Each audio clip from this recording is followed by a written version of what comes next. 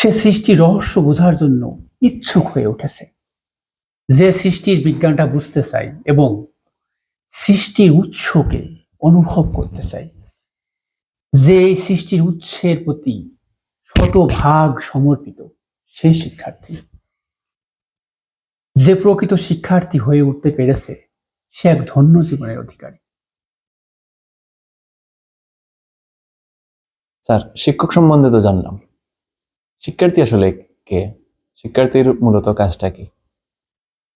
তার মানে আদনান, তুমি শুধু আমার সম্বন্ধে জেনে ক্ষান্ত হচ্ছ না, তোমার নিজের সম্পর্কে জানতে চাচ্ছ। আচ্ছা, ঠিক আছে, আসলে আমরা সব শিক্ষার্থী নিয়েও কথা বলি। একজন শিক্ষার্থীর কাজ মোটেও পড়া মুখস্থ করা নয়। বিভিন্ন তথ্য, সূত্র, সাল তারিখ বা গাদা গাদা নোট মুখস্থ করা নয়।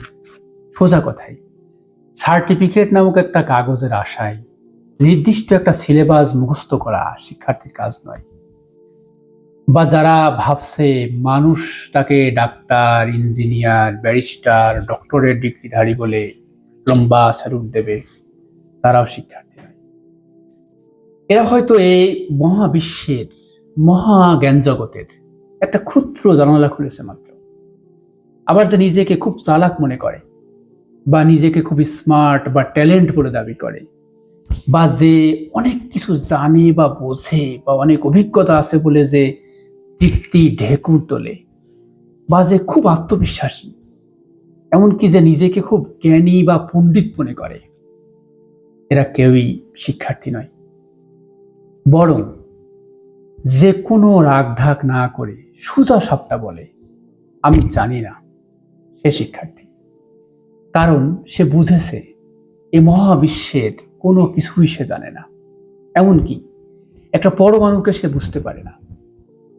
সে হয়তো পরমাণুর গঠন, প্রোটন, নিউট্রন, ইলেকট্রন আবিষ্কার করতে পারে, বা এগুলোকে আবার অতি পারমাণবিক কণা, ফোটন, মিউন বা মেশনে ভাগ করতে পারে।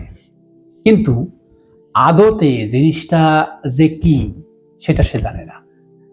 সে যখন নিজের দিকে তাকায় এবং প্রশ্ন করে, কে আমি, কি আমার পরিচয়, কিভাবে এখানে এলাম, কোথায় যাব, তখন এক অপার বিস্ময়বোধ তাকে ঘিরে ফেলে। হাজারটা প্রশ্নের মেঘ সে মাথায় করে চলে, কিন্তু কোনো সিদ্ধান্তের বৃষ্টি সে নামায় না। মানে কোনো সিদ্ধান্ত সে গ্রহণ করে না। কারণ সে সত্যটা জানে যে সত্যি সে জানে না। সে জানার অভিনয় করে না। সে অকুণ্ঠ চিত্তে স্বীকার করে যে সে জানে না।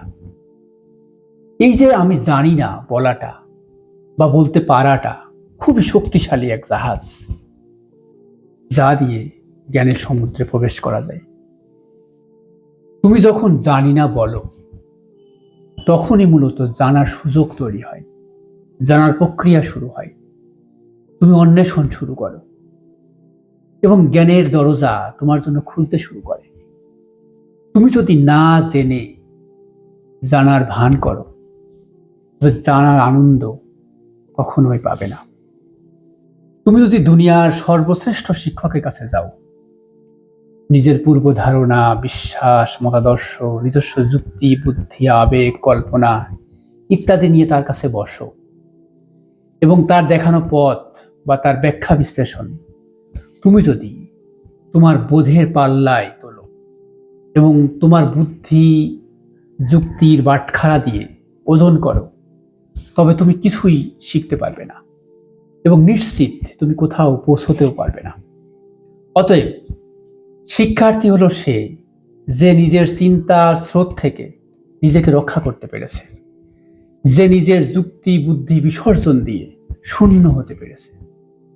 কোনো কিছুতে যার রয়েছে যথেষ্ট মনোযোগ দেওয়ার ক্ষমতা, অর্থাৎ কোনো কিছু বিকৃত না করে স্বরূপে দেখার ক্ষমতা, যে শুধু দেখে দেখে আর দেখে, কোনো সিদ্ধান্ত নেয় না, কোনো মন্তব্য করে না, যার কোনো গন্তব্য নেই, সত্য আবিষ্কারের ইচ্ছা যার নেই, সে শুধু সত্যে পৌঁছতে চায়। কারণ সত্য কোনো উপসংহার নয়, সত্য চিরন্তন। সে ছিল, আছে এবং থাকবে।